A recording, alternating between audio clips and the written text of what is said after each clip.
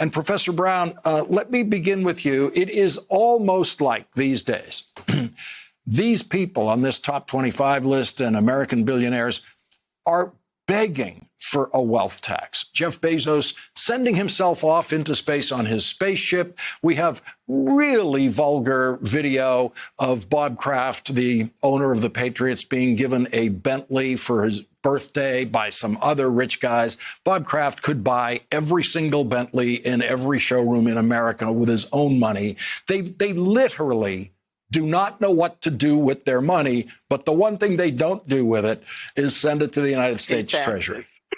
Yeah. Yes, that's Professor, exactly right. And they are poster children for my book, The Whiteness of Wealth, where I show how tax policy is designed to build white wealth. So the one disappointment I have with the story is how it ignores race. Every person in that story they talk about is a white man, but they don't talk about the fact that it's part of their whiteness that helps them build wealth.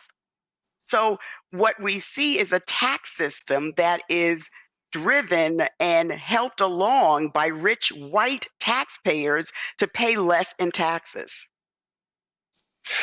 David Cay Johnston, I guess I'm the one here who has written tax law in the Senate Finance Committee. And we always, on the Democratic side, maybe only on the Democratic side when we write it, we were always concerned about enforcement. At whatever provision we were writing, we're always sitting there trying to anticipate, okay, this is going to work, right? And we could never anticipate at this end of the income scale, at this end of the wealth scale, how they would react to any kind of tax law that we put in front of them, because they just have so many maneuvers and so many accountants working on it. Well, what ProPublica has done here in the most important tax story in the 55 years I've been writing about taxes, I wish I had gotten the data, but I didn't. What they have done is absolutely unquestionably established that we do not have a progressive tax system in America. The system is progressive up to about $2 million a year of income, and then it goes the opposite direction down to where you have Jeff Bezos in 2 recent years paying no income tax, Michael Bloomberg paying about a 3% tax rate on his income. Now, ProPublica used increases in wealth. We don't tax accretions to wealth.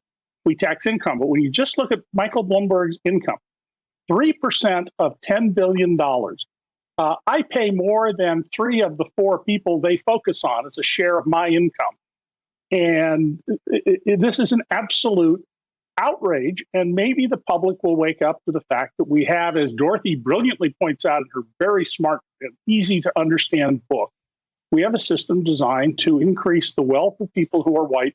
And workers of all races should be saying, wait a minute, why is my tax bigger than my increase in wealth every year? One of the most important points ProPublica made.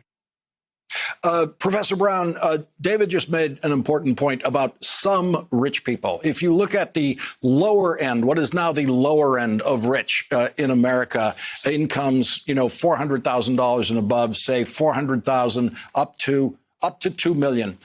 Those people are mostly earning wages. Those are basically biweekly paychecks. There's withdrawals from them, and those people don't have any of those tools for escaping on a grand scale from a tax burden the way the ultra rich do.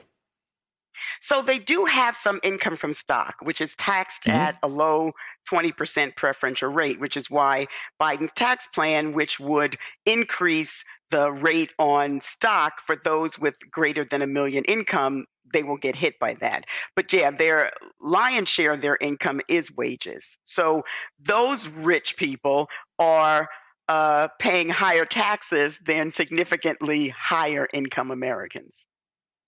And Professor Brown, what in the Biden agenda, legislative agenda, might address this? Well, the first thing is the plan to increase taxation on income from stock, which is what a lot of the, Bezos and Musk and Bloomberg, they have a lot of income from stock, which is why their tax rates are so low. So Biden proposes if you have more than $1 million, your taxes on wages will be the same rate as your taxes on capital gains. But what this article tells us all is one of the things he needs to add is a minimum tax.